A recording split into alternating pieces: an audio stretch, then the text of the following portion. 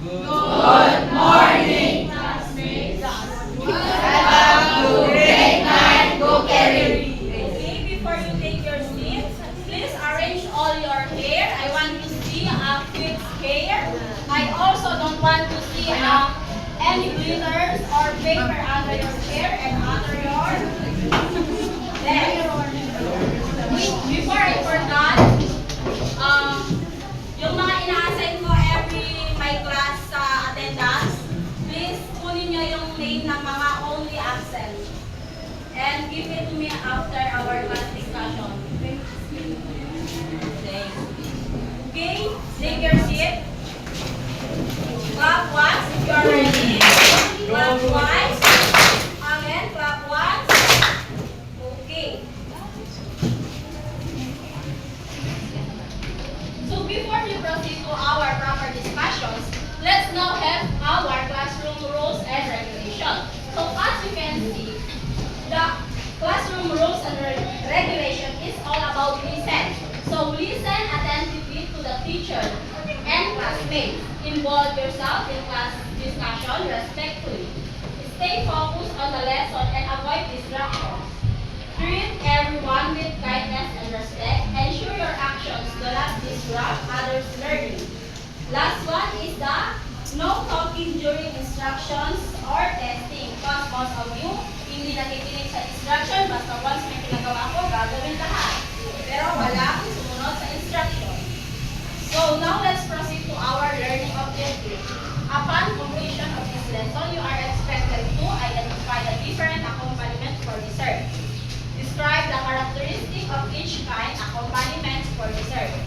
Weigh the significance of knowing the different accompaniment for dessert that will add eye appeal to our dessert. So, before we proceed to our discussion, what was our lesson last meeting? Anyone from the class? I want to hear from Curie at the back.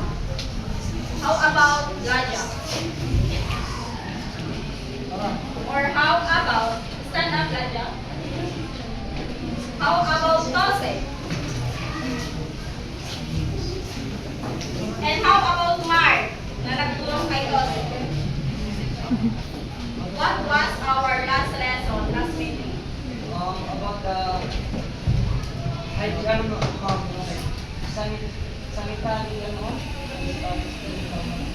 Sanitary what? Give me a specific topic. Sanitary what? Okay, since wala remain standing, how about Eugene? Yes? Sanitary? Practices? Okay, very good, Eugene. Our last topic is all about sanitary practices in the kitchen. Okay? So before we proceed, let's have first an activity. You may take your seat. Okay, before, let's make first the counting. From 1 to 6. We'll start from you, Miss Orlando. 1 to 6, counting. 1, 2,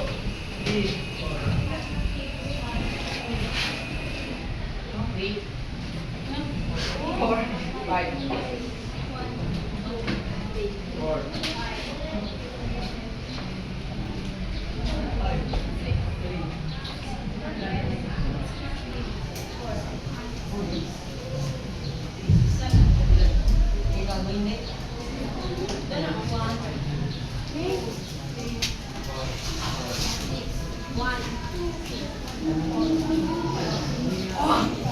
Shut up. Did I say na magsalita ka dyan?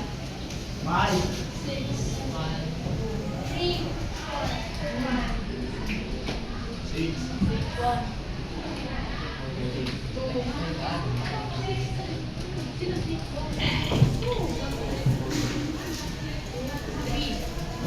Okay, done. At the count of 5, go to your proper groups. 1, 2, 3, 4, 5, 6. 1, 2, 3. Without any noise. Ayaw ka makakarinig ng ingay. 1, 2, 3, 4, 5, 6. After proceeding to your proper groups, make up a short again.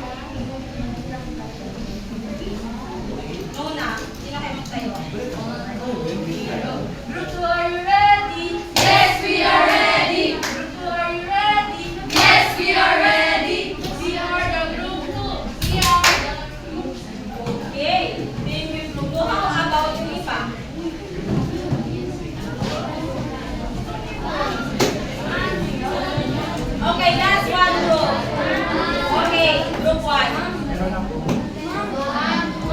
kami dito. Group 1, Group 1, and 2. Group 1, Group 1, and 2.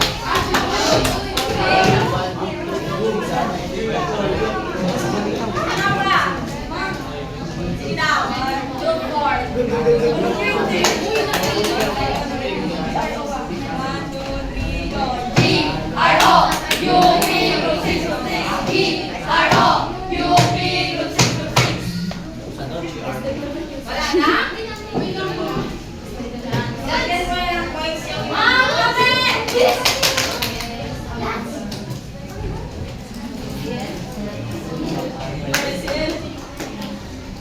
Okay, at the count of 5, dapat tapos na.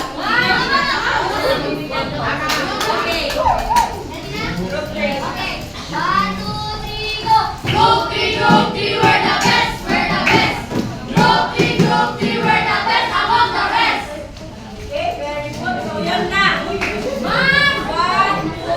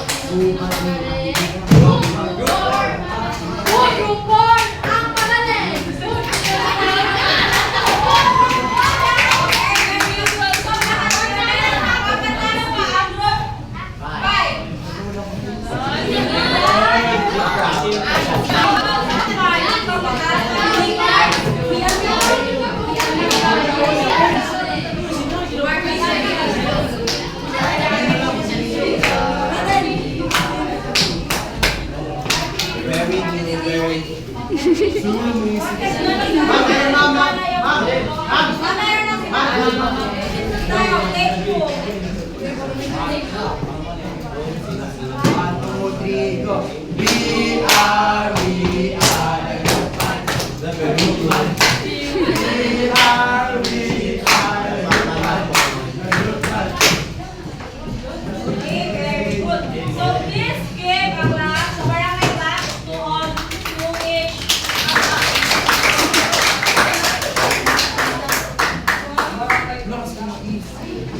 Okay, are you excited? Yes!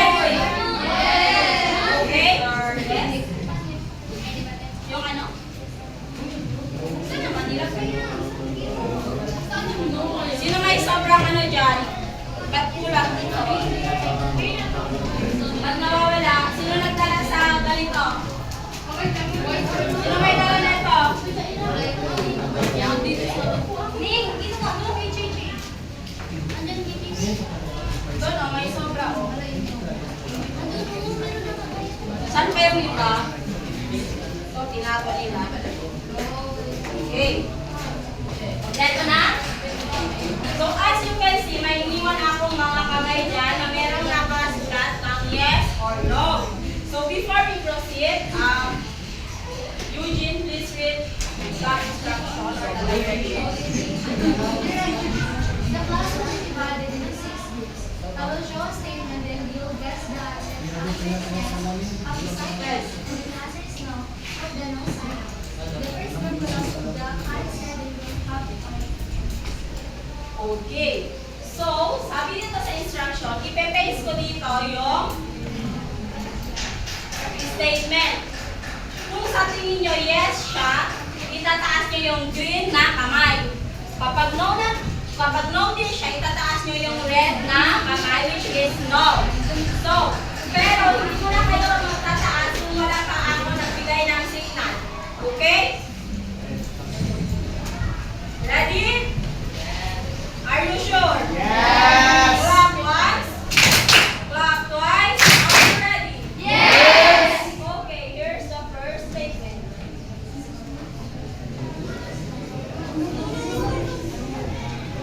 In 3, 2, 1.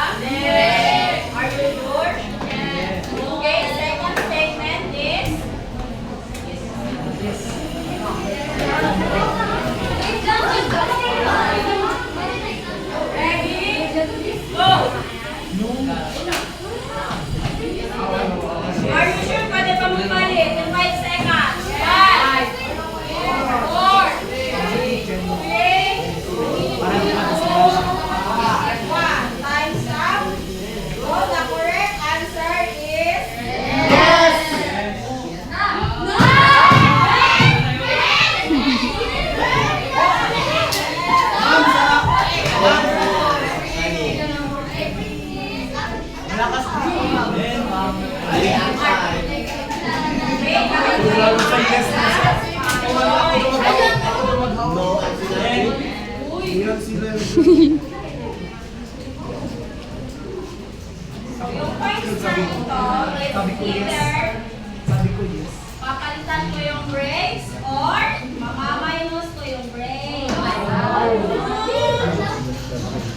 Ano gusto nyo? Plus or minus? Red or green? Are you sure?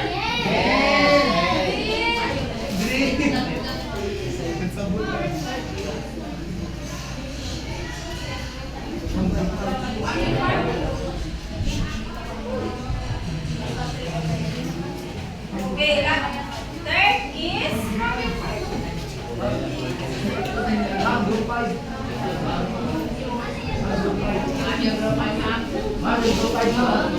yes. Nawala yung mga stars.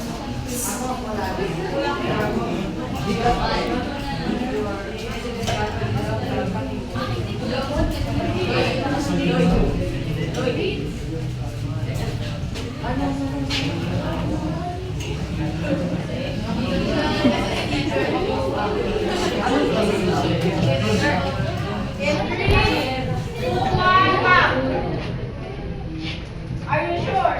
Yes! Pwede pa magpalit? Ready? Power na ba kayo dyan? Okay, the answer is Yes!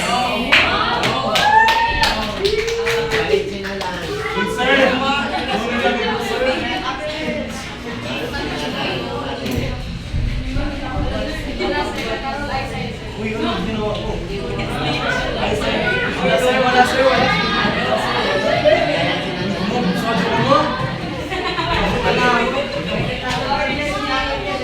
Ma'am, kami ma'am. Group 5. Group 5. Ma'am.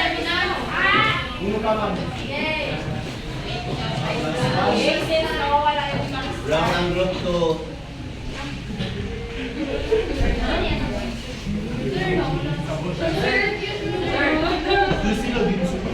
Round ang Four is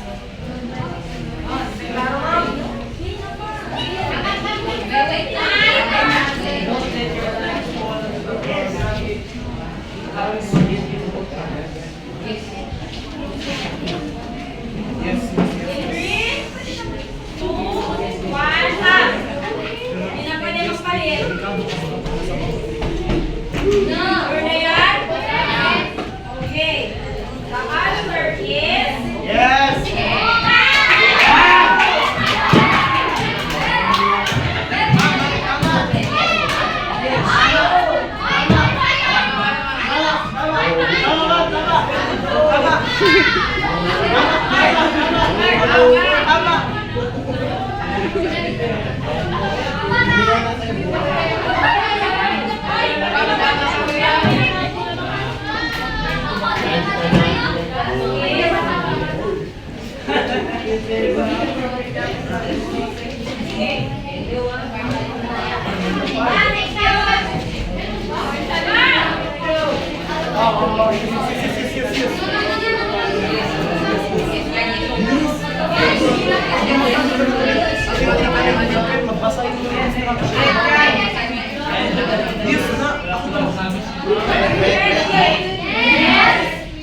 okay. One, two, three, up.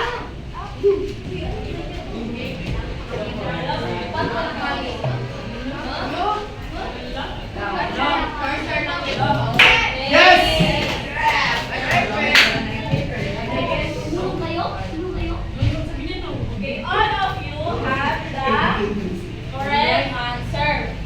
So now let's proceed to our second activity. Okay. Each group I will give a envelope. Each envelope has a cut out paper. So the only thing you need to do is bubuuin nyo ang nasa loob dito. And then I need one representative to go in front and then explain kung ano ang kanilang ginawa. Or ano ang kanilang pictures ang natin.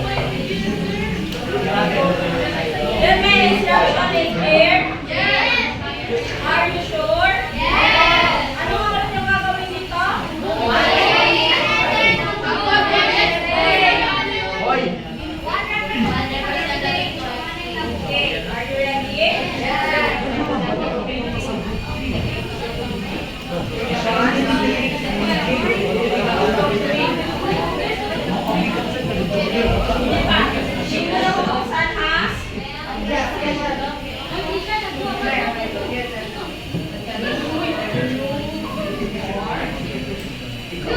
Okay?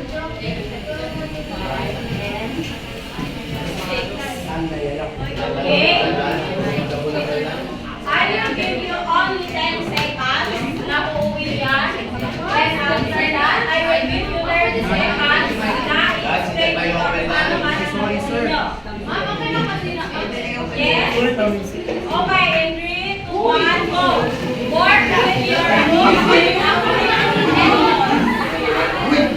Tanggal mo itong kamay mo. Sa mga grupo na may marinig akong kaingay, imamansin ko yung voice ninyo.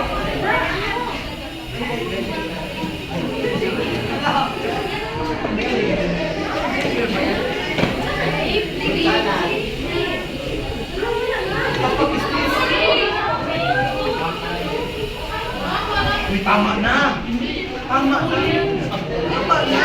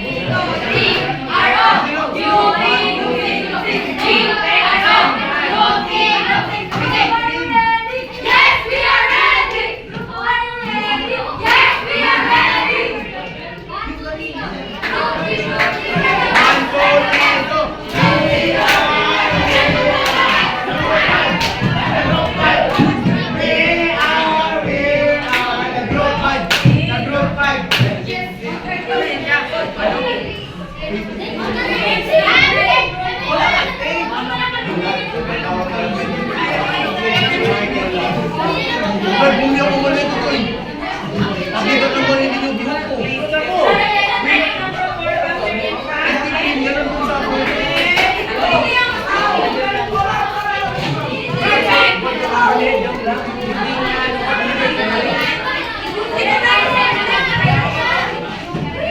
Nagsabi ba ako ng organizer?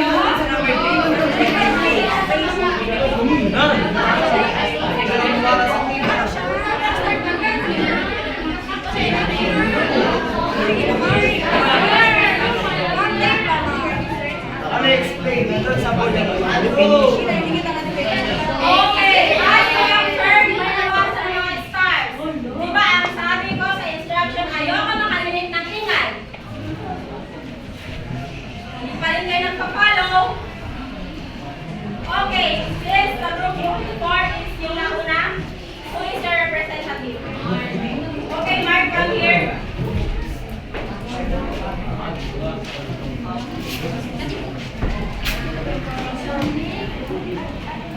Mark, come here.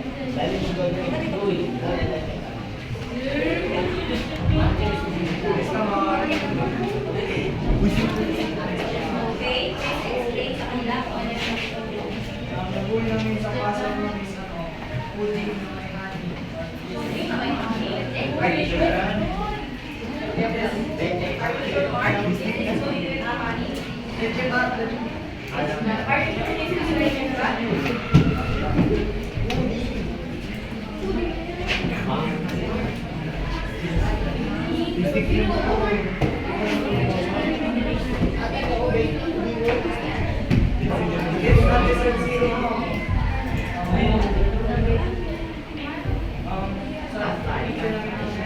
Ginamit niya yung sugar as a syrup.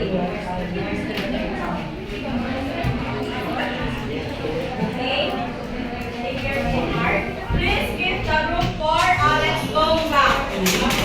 Let's go!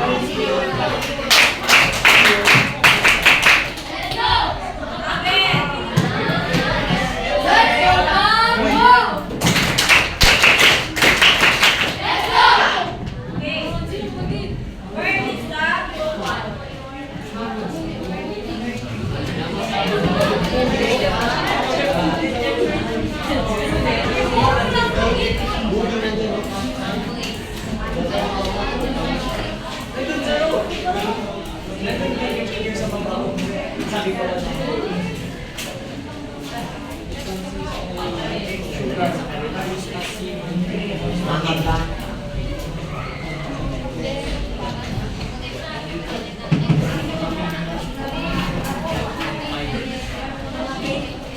meet everyone with kindness and respect.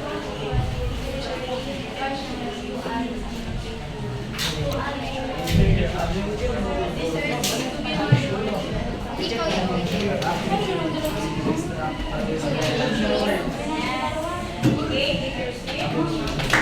Please give the group 1 a good job clap. G-O-B. G-double-O. G-double-O-B-J-O-B. Good job. 1, 2, 3, 1, 2, 3, good job. Okay, again. Again. G-double-O.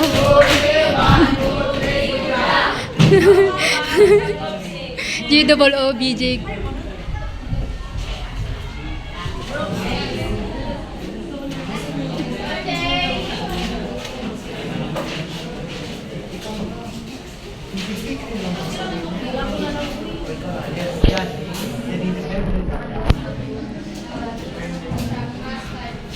G-double-O-B-J-O.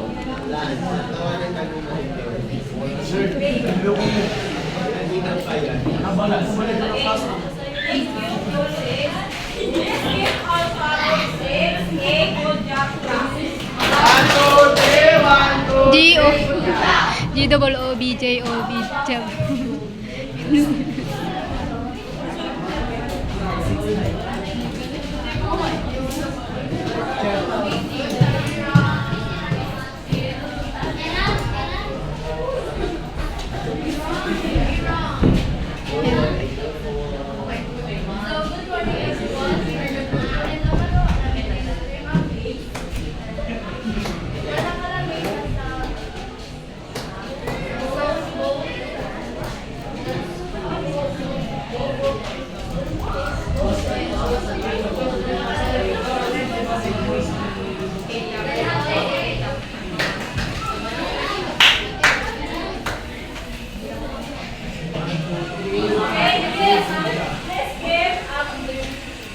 Let's go clap to the group 2.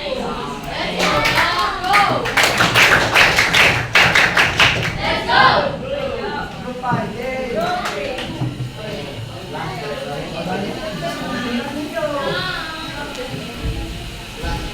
A pleasant day to each and everyone. So, based from the fun of the binigay po sa amin ni Teacher Mary, we actually completed 8 clusters.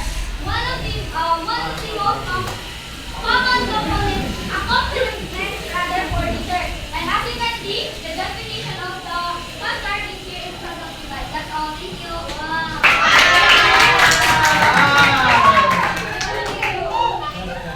Let's give the group 3 a good job clap. Amazing. Good job. Yay, group 5! How about the last group? Yay! Last red line. G-double-O-B. G-double-O-B-J-O-B. Good job. Good job.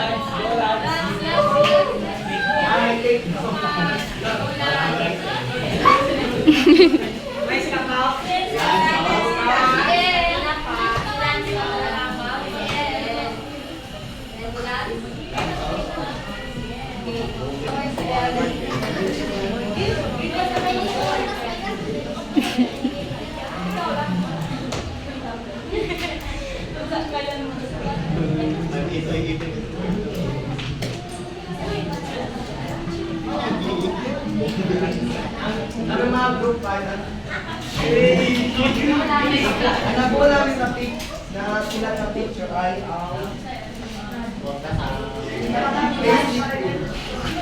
basically is made with eggs, sugar, starch, and vanilla as flavoring. It is used as fillings or pork cake and pastry, and by putting additional liquid, it can be used as a custard sauce. Are we sure na may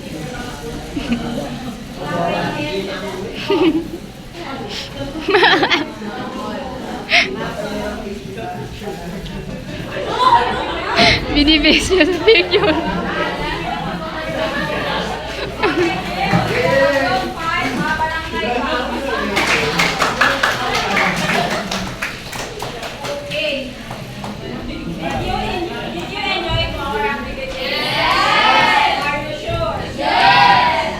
So, since nag-enjoy kayo, what do you think our topic for today? Yes?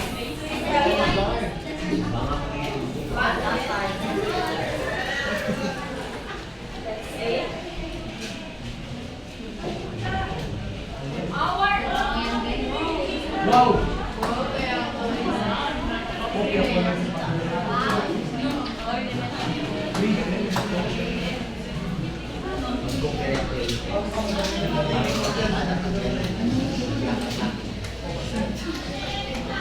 Okay, our topic is all about the identify accompaniment, identify insert accompaniment.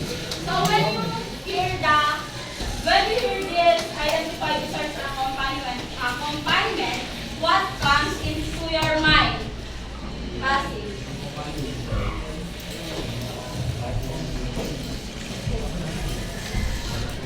When it comes to saying identifying different accompaniment, knowing what you will add, such as zeros or other stuff in your dessert.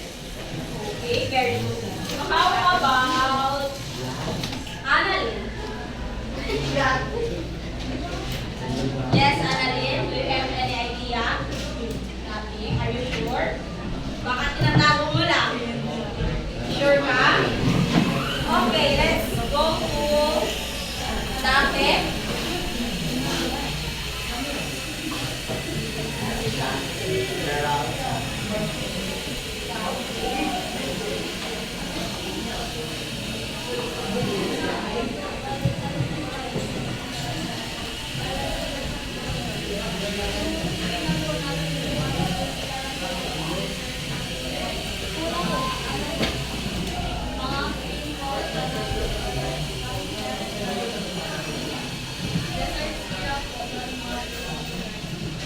Okay, so when we say research accompaniment, it's not only about na mga cream, ng mga syrup na nilalagay natin.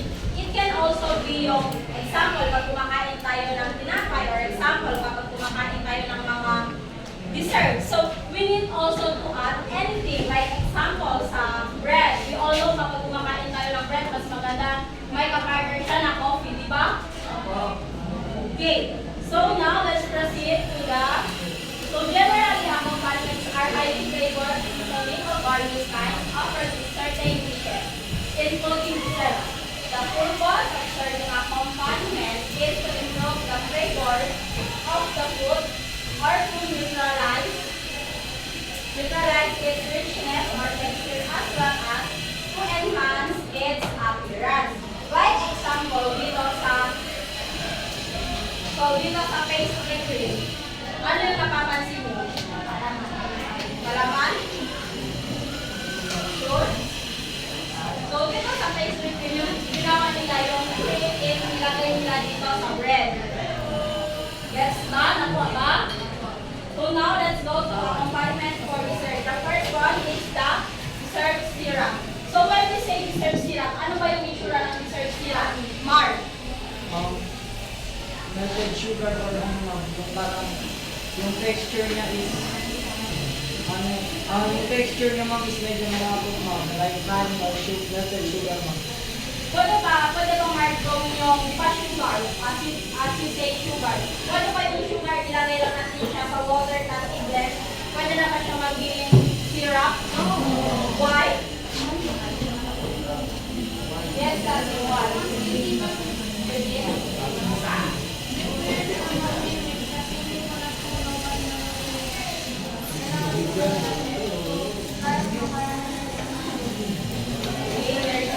Okay, Mark, thank you so much, Mark.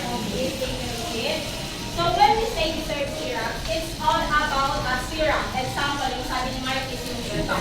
But it's not only about the sugar. Pwede din ito yung chocolate. Chocolate syrup. Pwede din yung honey, yes, yung honey pasok na kasi siya dun sa sugar. Kasi Tapos yung honey and sugar, parang same lang talaga sila. Nakuha lang ba? So now, let's proceed to the cream and glaze. When we say cream and glaze, saan yung po siya narinig?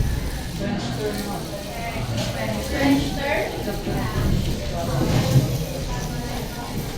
So what do you think? Anong klase yung ano to siya? Anong klase cream ang ginamit dito? Paano ginawa yung cream and glaze?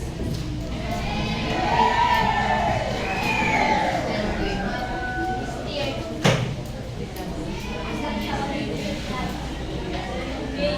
Yung cream and glaze is all made up from egg yolk, sugar, hot milk, and also cream. Di ba na-explain mo na ito siya last time? Okay. So yung paggawa nito, kailangan yung paggawa nito, para maging thicken siya, kailangan natin siya i-stir overheat, pero hindi yung heat niya na malakas yung apoy ha. Dapat yung apoy niya is nandun lang sa loob. So, pag ginawa natin mo siya, kailangan yung eggs is ilagay natin siya agad-agad sa apoy or sa mixing bowl or anything. So, kailangan ba i-separate yung sugar and egg yolk or yung hot milk? Kailangan ba separated siya para maging cream and glaze siya? Why? Dapat po kasi para ma-friction siya na-scramble, yan po muna po, i-mix yung sugar, yung hot milk, and milk. Para po parang po, basta mag-lang, pati po yung lang, it's more on naging parang doon sa pinag-. Okay, very good. Yun na. So, yung sa leche, yun na yun ang cream and glaze. So, para lang din siya yung pag gumagawa tayo ng leche flan, kita nyo yun, pag gumagawa tayo ng leche flan, kailangan natin yung leche flan i-stir. But ito siya, hindi natin siya pwede gawin yung mantikas yung parang sa leche flan talaga siya. Hindi siya pwede gawin gano'n. So, dapat smooth lang siya or yung texture niya is only antiken or hindi siya gano'n katigas, hindi siya gano'n kalapot. Kuha ba? So now, let's proceed to pastry cream. This rib pastry.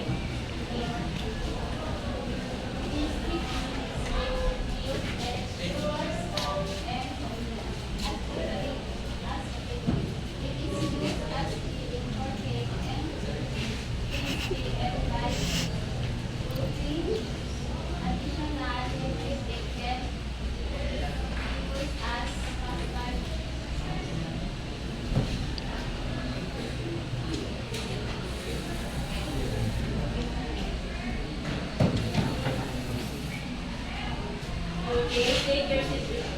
Casey. Since hindi natin in-experience ha, can you please tell me what is pastry cream? What is pastry?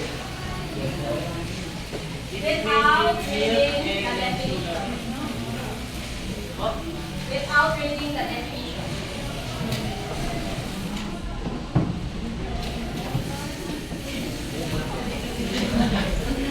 Start up with what is pastry cream? Since hindi ka nakikinig po, so tell me what is pastry cream. It's made with milk, egg, and sugar. Are you sure? Yes. Yun lang ba? Yun lang tatlong ingredients lang? Are you sure?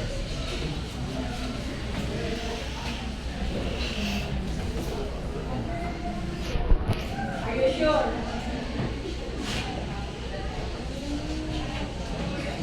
So, saan natin ginagamit ang pastry cream? Since tatlong ingredients lang ang It is used as custard sauce. Custard?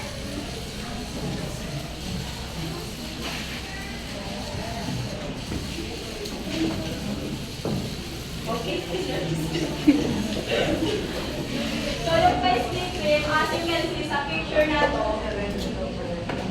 from the word itself, pastry, ginagamit ito siya sa mga bread. Sa mga ginagawa siyang bread, ano ba na?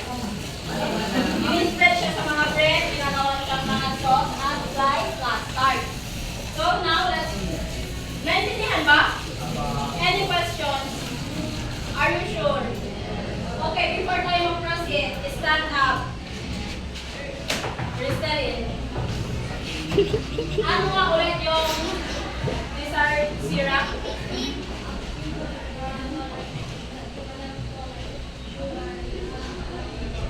Okay?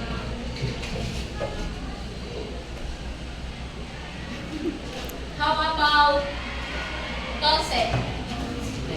Ano nga ulit kakasabi ko lang pastry cream? Ano nga ulit yung pastry cream?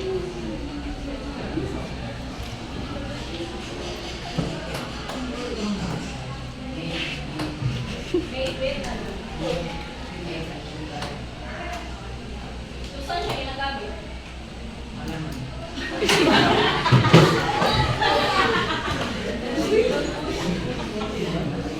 Okay, take your seat. How about ganja?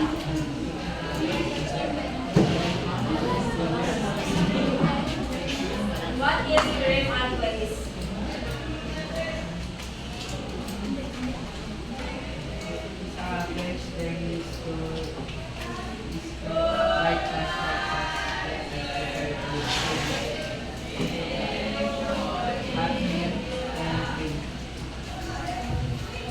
Raja, what is cream and glaze?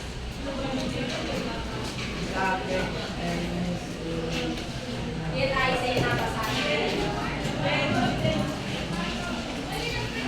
Saan ginagamit yung cream and glaze? Anong klase ko siya?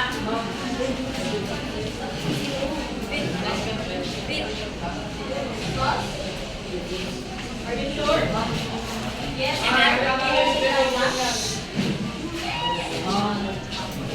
Cream and glaze is can be used as topping for desserts such as ice cream, pudding, pies, cakes, sweet breads, and fruits.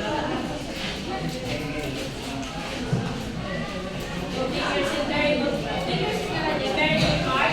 So now let's proceed to custard. So it consists of milk, sugar, eggs, and flavorings. Do you think kapag may kulang na ingredients sa paggawa ng custard, is mabubuo siya as custard sauce? Why? Yes, Jayan? Kasi pag kulang po yung yung ingredients, hindi mo siya mabuo. Bakit po? Bakit hindi siya mabubuo kapag kulang ang Marami siya magiging thick kapag kulang ang ingredients. Okay? So, kapag yung sa paggawa ng custard, dapat kompleto yung ingredients natin. Kasi pag hindi kompleto yung ingredients natin, hindi natin makukuha yung tamang texture, it is smoothness, and also, hindi natin makukuha yung custard sauce. Kasi di ba nga kulang yung ingredients? For example, kulang yung egg. Yes, kulang ang egg. Paano siya magiging custard kung walang egg, di ba? So, custard is used for fillings. Like example, sa pie. Pwede rin sa bread, pwede rin sa cake, at custard cake. Nakita niyo ba yung binibenta doon sa mga pinapay or sa any bake shop? Di ba may mga binibenta silang custard cake? So, yung custard, yung parang siyang legit na yung flavor niya is parang legit na ginakuha ba? So, let's proceed to garnish. This with glass.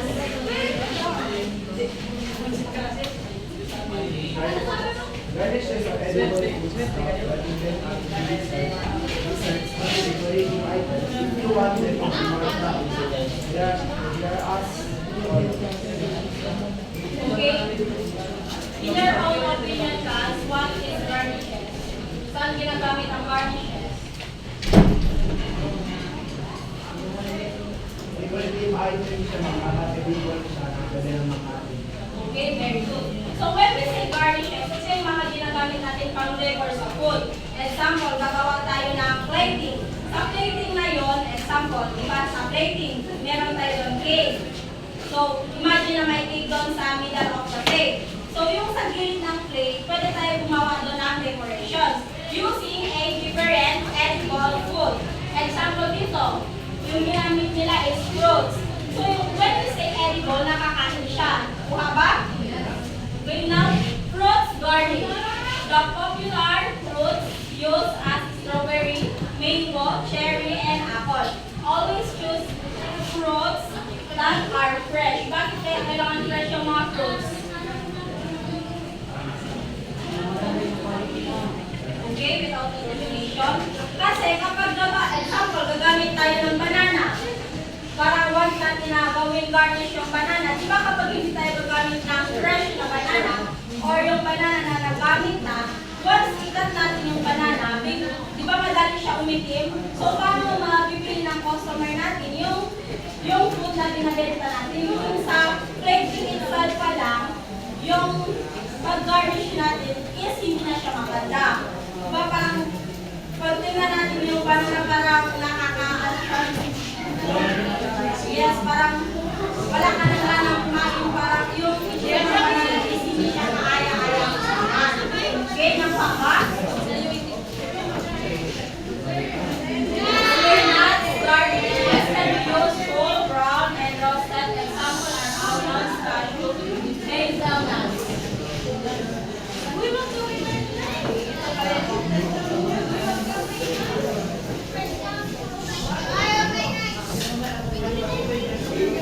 okay, sa nut garnishes, saan ba ginagamit yung mga nuts? Tabin? Let's give me an example. Mga blanca? Ice cream. Ice cream?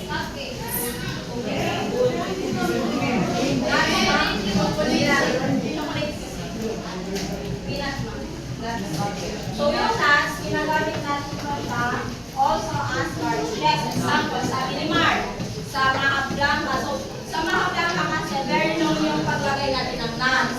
So, as the moment na nilagyan natin yung mahan na yun ng nuts, is also considered a nut garnish. Naintindihan ba? May questions ba? Parang question mark na yung iba? Wala.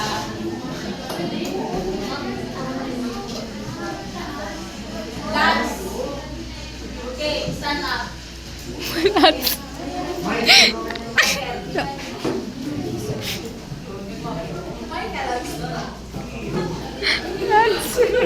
Okay, tell me what is garnishes. Garnish sa mga food na para maganda tingnan at maganda sa save. Okay, very good.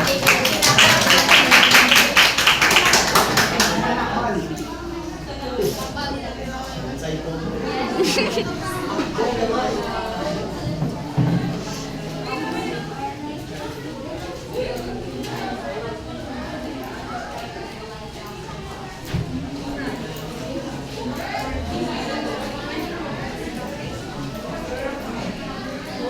Okay, let's proceed to chocolate garnish. Saan yung madalas nakikita yung chocolate garnish? Ice cream? Okay. So, yung chocolate garnish, mostly nakikita natin siya sa mga cakes. So, when we say chocolate garnishes, dito din yung siya, simple lang din siya sa pag-garnish ng iba't ibang pagkain. In fact, yung chocolate is mostly or madalas nakikita natin gina-garnish nila sa mga cakes or ice creams. Diba? Minsan kapag kakain tayo ng ice creams, may mga chocolates pa na buo-buo. Buha ba? Oo. Okay, last one is the cookie garnish. Please read. Sino ba yun? Yung isa ba ano? Please read.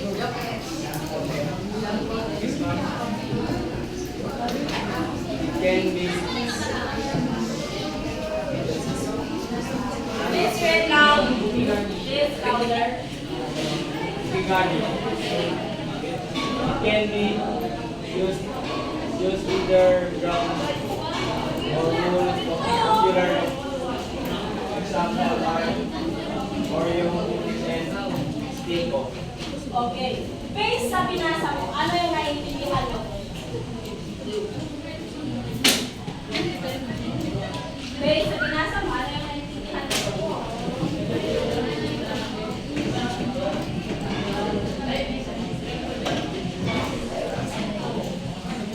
Okay, take your seat, Ramos.